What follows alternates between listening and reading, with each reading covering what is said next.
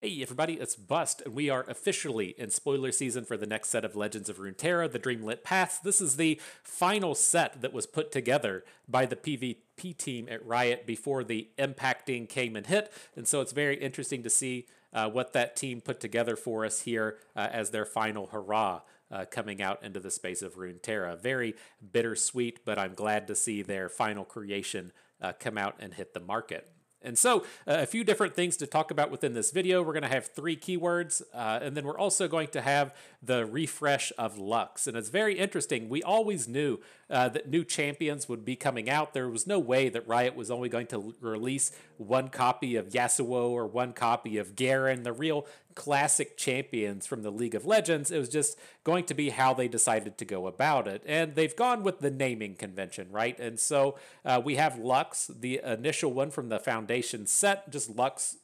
End of story, and the 6 cost version, and now we're going to be seeing Lux Enlightened, I believe it is called. And so it looks like we're just going to give them fresh names. We haven't seen anything in terms of what happens if you want to say include Lux, the 6-drop, and Lux Enlightened within your deck. I'm sure that will be coming out in the upcoming days, but it's very interesting that she was the champion that we chose and the rework that she's received, what we're going to be getting out of this in the future. And so we'll talk about her a little more in just a moment once we get the actual cards pulled up.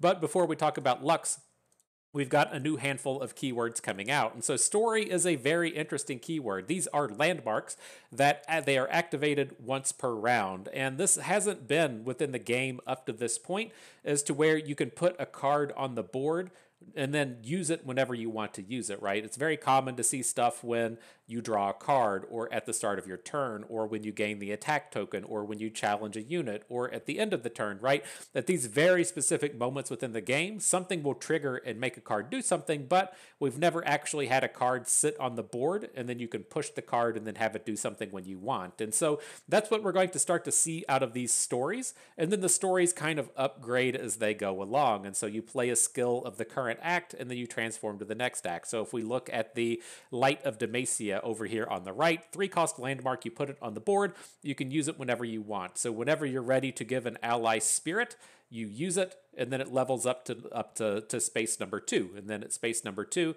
on the next turn, or the 2 turns from now, 3 turns from now, whenever you want to use it, you grant an ally 2 spirit, and then on the next turn, the next time you want to use it, you get to boost all of your allies with the boost mechanic. And so very interesting to see this come about. It's kind of comparable to like History of Benelia in Magic. I can't remember what those are called, like epics or stories or timelines or some shit. I don't quite remember. I didn't play while that was active, but not entirely the same thing, right? History of Benelia just activates at your upkeep, so turn after turn after turn. After 3 turns, you get Kiki Jiki on the board, and that's the end of it. But with the stories, you can do it whenever you want. And so with the family reunion, we can put it down on board on turn 2, grant gloom to the opposing unit. We don't know what that is yet, but you assume it's some kind of negative stacking debuff. And then we'll say we come into turn 3 and we don't have any allies on board. We aren't just out the grant the impact thing. We have to just kind of wait if we want to, or if we really want that impact, we can wait until the next turn or 2 turns from now. Or if we're wanting to upgrade to the 3 and get to the boost, we could probably use it without targeting anything, and then get to that boost to turn faster. And so very interesting to have these style of cards. It opens up quite a bit in terms of the design space that Riot can take moving this forward, in the sense of, I'm sure you could now have an activatable champion, an activatable unit, an activatable anything really. And so I'm curious to see how it plays out, because while you may or may not be particularly excited about the stories in general, it does open up a massive amount of design space in the future for what the cards on board are able to do. And so very interesting. I think it should actually be kind of controversial, in the sense that if you think of a game like Hearthstone, to where you have no way to interact with your opponent while they have the potential to do something. So you take your turn, your opponent is just sitting there doing nothing, and then on your opponent's turn, you sit here and do nothing. To where on the other end of the spectrum, you have Magic, to where after every single action, you have to say, hey, cannot take a turn, hey, cannot take a turn, hey, cannot take a turn, hey, cannot take a turn. And so there's just like this like very structured back and forth that you have to sit through. But Runeterra has always been somewhere kind of in the middle as to where you can respond to your opponent's actions, but there's not a ton of stuff going on to really slow it down, right? You're either attacking or you're playing a card. And so there wasn't anything that just like stopped the game that you couldn't, you could have the potential to move forward with or not. And so I think that's kind of interesting thing to come out of the stories, is we are definitely going to run into these spots to where we have auto pass turned on, we have no mana, we've started to ignore the game, we're just waiting on our opponent to do something, and we've got our story just sitting here on the board waiting to be activated. I'm sure that will be a thing that will take a bit of getting used to, but it's kind of curious to see the game push more towards that space of more and more reactability, as we would see in Magic, and farther away from that kind of solitary action that you get within a game like Hearthstone.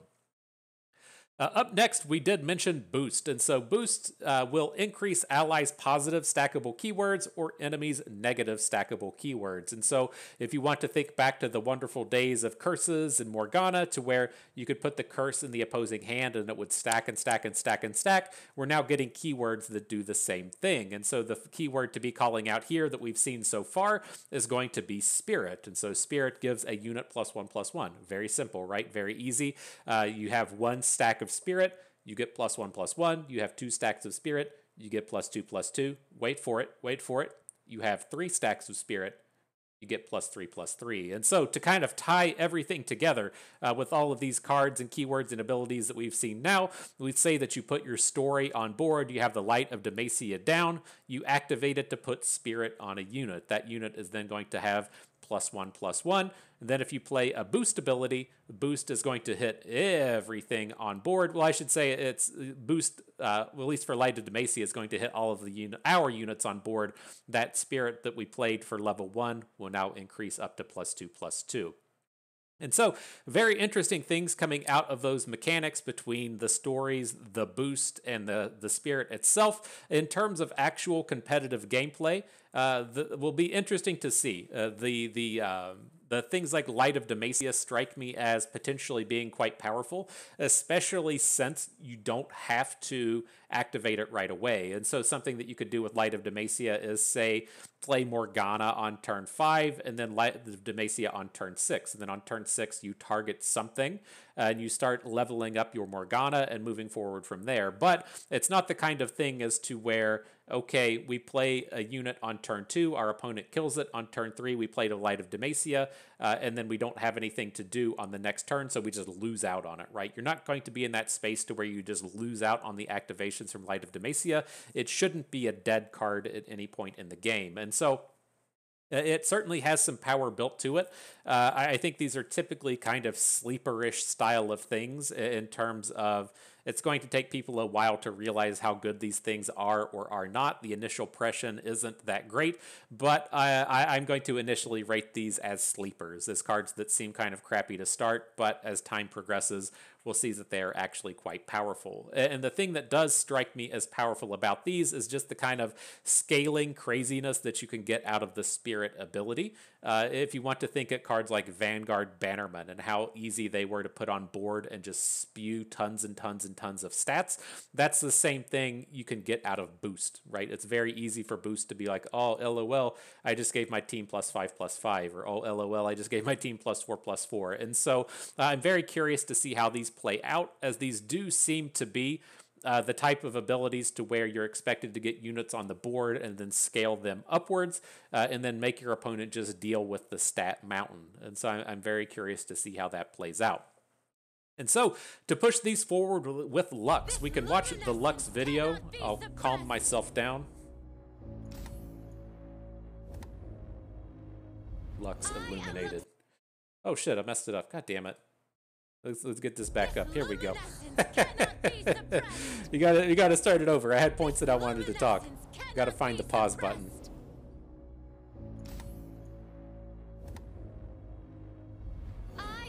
So there you go. There's that first copy of Lux, the Lux Illuminated, a 1/2 for 3 mana with the Spirit ability. So Lux will, as she comes on board, effectively be a 2/3, but as this Spirit ability can stack, there's ways for her to have additional Spirit within hand. If you caught notice of, was it on screen? We had it on here somewhere, I thought. Come back this way. Yeah, if you took notice of Jarrow Lightfeather, the 1-cost 0/0 with Spirit, and then when you play it, you grant an ally in hand Spirit. If you play Jarrow on turn 1 and target Lux with it, then Lux will have 2 stacks of Spirit if she comes onto board on turn 3. And so very interesting to see her sizing as she comes on board. A 2/3 for 3 is understated, but a single stack of Spirit onto Lux, making her a 3/4, will then have her be overstated. And I suspect that given that Spirit is the new keyword, and we'll probably see it all over the place, that Lux is very commonly going to be at a minimum a 3/4 when she comes down. Now she does more stuff than just have Spirit. Her support ability that she grants her supported ally Spirit, so it gets Spirit forever, and then you give Lux Barrier for the round. Another very powerful combat-centric type of ability. Just to, if she comes down as a 3/4 and then gives another unit a +1/+1, that's 4/5 of stats right there. And then she protects herself with the barrier. And so I think that Lux is really kind of lining up to be a real stat monster in that sense. Just scaling up super quickly, and then she should also work with a lot of the other abilities that come out of Demacia. So if we manage to attack with Lux and give something a barrier and then play a rally, we get to attack again and get more scaling stats. Very powerful things that she has in the kit right there. So her last line of things here, her level up ability, when allies have attacked with or have gained while attacking 20+ total positive keywords, she's going to flip. And so in the days of old, in the days of yore, I would be like, well, 20 is a pretty big number, but it seems very reasonable anymore these days. Just looking at something like Morgana and thinking how impossible she was going to be leveled up as soon as the game came out. And then when Eddie came about, we found out what a joke it actually was to level up Morgana. It seems like something that if you really want to get 20 activations out of Lux, it's not going to be that challenging to do. And so overall, just on her level 1, I think this is a very powerful and strong champion. She doesn't do a ton in terms of interestingness, but she does a lot in terms of attack power. And so it's kind of in that space to me is kind of like Garen, as to where it's just really strong, combat effective. It's not anything shiny and spectacular. You're not going to like flip it like a Seraphine and then just cast 10 spells right back to back, but it's just like a real bread and butter strong kind of unit to be putting on the board. And we'll come up to the level 2 when that turns out. Good afternoon. I did have another thing to stop on here and say it has nothing to do with the card itself. I just assumed Lux's name was Lux. It's apparently like Luxana. Hang on. Light. Good afternoon, milady. Who are you again? Apparently it's just Milady. I swear they said Lux's name somewhere throughout here, and as someone that doesn't really follow lore, it's always weirded me out when these names come about like this. It's like, I have this running thing about Twisted Fate, right? Is to where Twisted Fate comes together. He comes to game night. He goes to Friday Night Magic to hang out with the friends. You read the pairing sheet and you're up against Steve, right? And then you sit down against Steve and he's like, don't call me Steve. My name's Twisted Fate. And you're like, dude, I'm not calling you Twisted Fate, right? We're hanging out. We've been friends for years. I'm not calling you Twisted Fate. That's fucking stupid, right? If you want to cosplay as Twisted Fate on the weekends, you put your cowboy hat on and you go to the parties with Graves or whatever, fine. But on, Friday Night Magic, you're Steve. Graves is at home. They're sitting down watching a nice romantic comedy. Graves is not calling him Twisted Fate, right? He's like, hey, Twisted Fate, you're so pretty. Let's be good friends together and do a good date night or something, right? That's not what Graves is gonna say. He's gonna call him Steve, like his name actually is. And so it's weird to me to see her name actually be like Luxana or Luxuna or something, and not just Lux. Very important aside as far as the game is concerned. But I'm sure Twisted Fate appreciates it. Hey, little guys. All right, we got the spirits coming down. Everybody gets spirit. I'm sure we're gonna boost them, right? Radiance casts out every shadow.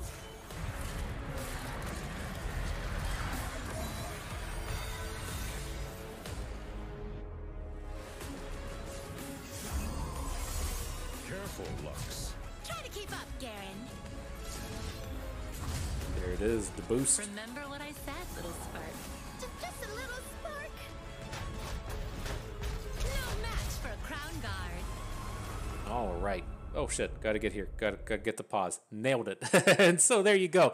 The boost mechanics in action. And so to talk about these cards real quick as they're on the screen, you can see the Lux Illuminated here in the third position in the middle row, her level 2 ability. So when she supports, the supported ally gets the spirit, she still gets the barrier, but then when an ally gains spirit, it gains it again. And so not only does this count when you attack with Lux, and so Lux supports the unit gets Spirit twice, it's going to work with Boost as well. And so if you play Lux's Incandescence, her flip spell, to where you boost all the units, if Lux is flipped, it's going to gain Spirit and then gain Spirit again. So it essentially gives you double Spirit instead of giving +1/+1, gives +2/+2 at that point. And so that really just kind of ties home into that super scaling kind of ability. And so I'm not certain how much I kind of think about that. You know, with the level 2, it's an interesting space into where if you want to get it, you can do it. But if you've done it, are you really losing the game at that point anyways? Or is it a bit of a win more? And so I'm not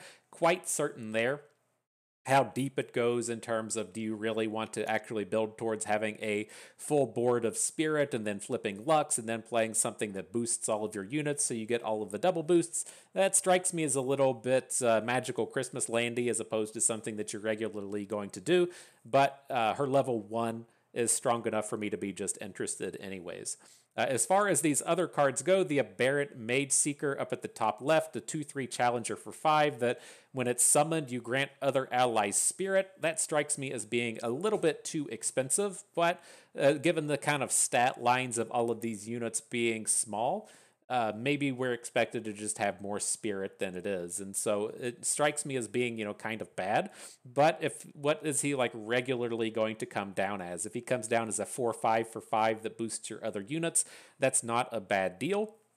And so maybe he's okay. We need a little bit more information before we, dive in too hard on him. Up next, there is Dreamlight Alina, the 8-cost unit that's going to activate the Elder Dragon. And then when I'm summoned, summon 5 Spiritlings. And then for each one that there isn't space for, grant the weakest ally 2 Spirit instead. And so a very big stat line coming out of this thing. It's tough for me to really decide with it as well. You can see the Spiritling down at the very bottom of the screen. It's or Spriteling, not Spiritling, Spriteling. And so it's a 0/0 for 1, but it has 2 copies of Spirit to it. So if you play Dreamlight Alina on her own, you're going to get 5 2/2 units. If you play her with 1 unit on board, you're going to get 4 2/2s, and then probably turn one of the 2/2s into a 4/4. At the end of the day, you're going to be getting 11 stats as a baseline out of Dreamlight Alina. And with her, it doesn't strike me as that strong. It'll be tough to tell if this is going to be a full on build around kind of thing to where you just want to jam every card in your deck that says Spirit on it, or if it's going to be kind of more pick and choose utility type stuff that you're out here doing.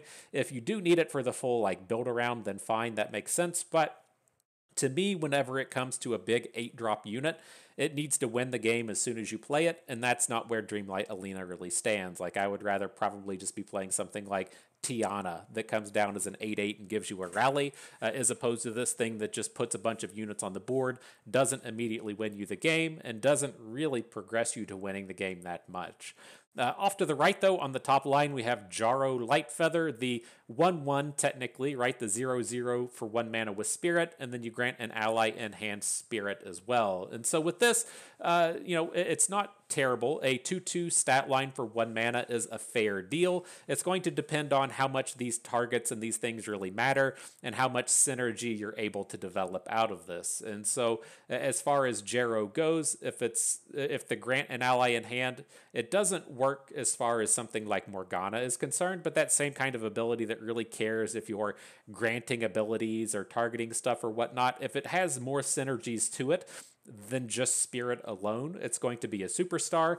But otherwise, it still has some real possibilities, right? We say it's turn 4, we play Jaro. He can put his spirit ability onto Lux, and then we play the Lux as a 3/4, and then Lux attacks and boosts Jaro, give him additional stat point, right? It has some kind of like nice inherent built-in combos that really kind of allowed this thing to pop off. And so if a spirit deck is good, I think Jaro is going to be, one of the kind of key points within there, but the key to it is finding the good synergies to tag along with it, right? So if we're playing Vayne, right? We're playing Vayne with scout units, so we can tumble the scout unit, and we're also playing with a bunch of equipment, which you can use on the tumble as well, right? We're finding multiple synergies across multiple cards across the board.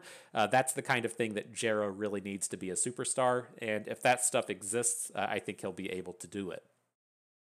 Starting in on that bottom row, or the middle row, the card that is not Lux, the Lumino Sprite. God, they got to give me all these hard-ass words to say. I already talk like a dum-dum with this fucking accent. Now I have to come out here and say Aberrant, and then I have to say Lumino Sprite, and then I'll probably have like 7 people comment, Bust, you say Demacia wrong. And so it's just the way that this shit's going to go, huh? But nonetheless, the Lumino Sprite, a 2/2 for 2 mana, not a great deal. As a support, give my supported ally all of my positive keywords and their stacks this round. That's a very powerful thing that can happen right there. The thing that I have to read with that and start going is Rally a grantable keyword, right? As we're about to come back into this format that has Taric in it and has Lulu in it and has Golden Aegis in it. Like, what are we going to be doing with all of these support abilities? And it's only going to give the positive keywords and their stacks. And so you're not going to be getting Taric rallies out of the Lumino Sprite, but it does have a lot of potential to get those big chains of keywords running across the board. And so I guess it's important to note it's keywords and not just stats. I'm like, okay, we're going to put our Mountain Sojourners into Taric, into something, into Lumino Sprite, into something, and it's going to get like all of these +2/+2s from the Sojourners. That's not it. It's just keywords. But it can still get, say, like Tough from Taric and some spirits and stuff. It strikes me as kind of okay. As I read it more and talk about it more, I've played like 2 really support heavy style of decks. They typically involve Lulu and Elusives, which isn't really support stuff, or they involve Taric, to which the chains don't really care about keywords. And so the way you typically have like the Taric deck happen, it will be like 1 supporter and a challenger. And then as the game progresses, you get the big chain of supports after that. And so I'm not quite certain the Lumino Sprite fits within there. If it was a 2/3, it would be nutsos, I think. But I need a little bit more help to determine how easy it is to pick up Spirit for this to count. Because if this is like having give my supported ally all of my positive keywords and their stacks. So if it just has 1 stack of Spirit on it, that's a pretty good deal. So the curve of just say we play Jaro Lightfeather onto Lumino Sprite, and then we attack with the Sprite supporting Jaro, that's not that bad. And so maybe it'll be a thing. It's a very big... it's one of those things to where if something starts to go wrong, then your whole deck falls apart kind of thing. Okay, otherwise, moving down to the bottom row, the Smoldering Spurk, you boost 2 allies, then they strike an enemy one after another at slow speed. I think this will be probably in the space of a standard staple. It's tough in like rating these slow spells because slow is so much worse than fast, but Concerted Strike was so strong that you read it and you say, oh, that's Concerted Strike with upside. It has to be spectacular, but it's slow, but it has boost. The thing that I'll note with the Smoldering Spurk at this very moment is that Cataclysm rotates out, Fishfight rotates out, Detain rotates out, and I think the only combat trick, or the only strike things in standard are like single combat, and then spells that start to cost 3. And so at this early stage to where there aren't just a ton of strikes, the Smoldering Smirk is probably good enough just on the merit of the good strikes being taken out of the game.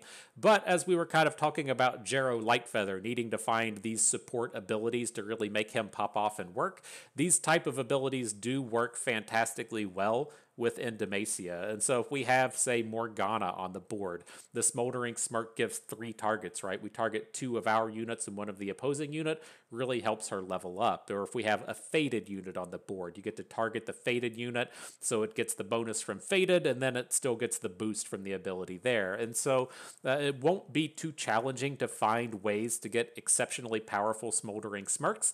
It's just going to be a matter of whether or not your deck can tolerate having slow speed removal spells in it. And so what that typically means to me is you land in a space to where like single combat is your premier removal, and then you play like 1 copy of Smoldering Smirk as secondary, because being slow sucks a lot, but it doesn't suck enough to where you don't want these really big synergies within your deck.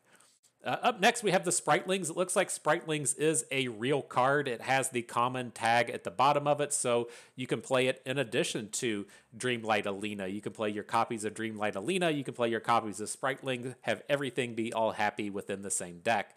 With this, it's not terrible. Again, a 2/2 for 1 mana is not a bad deal. It has some keywords, so that can do keywordy stuff. If we have boost to add additional stacks of Spritelings, it does give us ways to make sure we can take advantage of that. And so if we need to, say, put a Spritelings on the board and then play a Smoldering Smirk in the same turn, we can make it a 3/3 and have it be a part of that strike and get some interesting combos there. To me, this isn't the kind of card you naturally want in your deck. And so if we're just playing a deck that has a sprinkling of spirit in it because the cards are very value heavy, then you won't want the Spritelings. But if you're playing a deck that's really trying to hammer home all of these keyword things and making Lux flip and everything, then the Spritelings are going to be a piece of that deck.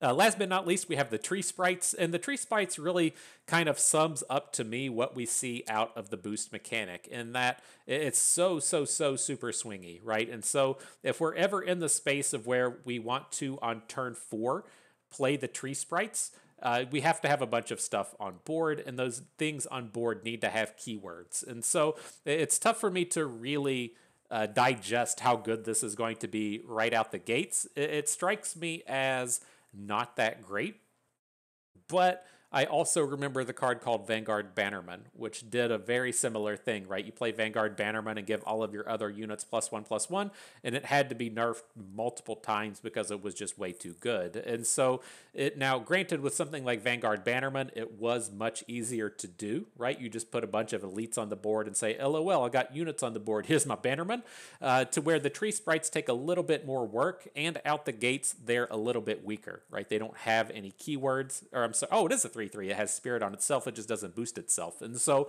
it'll be tough to see. It'll be tough to say. I'm leaning towards the Tree Sprites not being good as Vanguard Bannerman. But the other thing to kind of consider with Tree Sprites is it has the keyword. It has spirit attached to it. It is a multi-faction unit, so maybe you find something to do with Tristana, or you find something to do within just Bandle City itself, and it can go and pivot out that way. And so I'll have to kind of get a deeper picture of the game to kind of realize how good Tree Sprites is going to be. We'll need to see how good Gloom is, right? Since this can hit the opposing units if they have Gloom stacks on them. And maybe it will actually be better than it's giving it credit for. But it seems to me like the big core thing of Demacia within this set is just get a bunch of stuff on the board and hope for the best. And then if your opponent interacts with your stuff, you might have some problems. And so they strike me as being very much in that space of elites in Days of Old, as to where you're going to present the most powerful unit-centric board that you can. And if your opponent can kind of chip away at some of your board, then your scaling doesn't work as well, right? So if you play Vanguard Bannerman, you want it to hit 5 units instead of 3 units. And if your opponent is able to keep that unit count down, it's just not nearly as good. I see a lot of that same stuff in here within this new Demacia stuff. The flipped Lux, the boost mechanics, the boost all other allies kind of things, all of this stuff wanting to hit as much board as possible. If you're able to get that full board, you're off to the races. You're going to be unstoppable. If you can't find it, then you're going to have some problems. Last but not least, before we jump out of here for you Path of Champions folks, they have spoiled the Lux abilities for Path as well, which seems kind of interesting, I guess. It'll take some playing around with to see how it goes, but at level 1, when an ally is targeted or supported, you grant it Spirit, so you'll be able to scale up your units pretty quickly. This will also allow you to level up your Lux very quickly, getting those combat attacky type things going to get that counter up to 20. The level 2, the important one, you get the +1 starting mana, and then at the round start you create Prismatic Barrier. If you already have one, reduce its cost by 1. This is very weird to me in the sense that I get that Prismatic Barrier is like the throwback to Lux original, like the Lux spell, but it doesn't tie in too much with this other stuff. I guess it gives you a spell that you can use to target a unit, and the targeting is going to grant Spirit. So when you cast that Prismatic Barrier on a unit, it's going to give it +1/+1. But it just feels kind of forced to me in terms of making these mechanics work, as opposed to fitting in with what you would really like this deck to do. Last but not least, the epic version, the level 3, when an ally is targeted or supported, granted Spirit and Impact. Just giving in that extra bit of game endingness with the Impact is kind of nice. I guess Impact is another stackable ability, right? I was trying to think in my head, what were the stackable abilities that weren't boost? And Impact is it. So that's kind of nice and interesting. I guess we will see a lot of this stuff in Bandle City. But nonetheless, good stuff. I'm interested. I had fun with that. I hope you did too, because that is going to do it for us today. So if everyone enjoyed the video, hope you have learned a thing or two along the way. You had a good time watching. This is Bustin' Weed. Thank you for being here.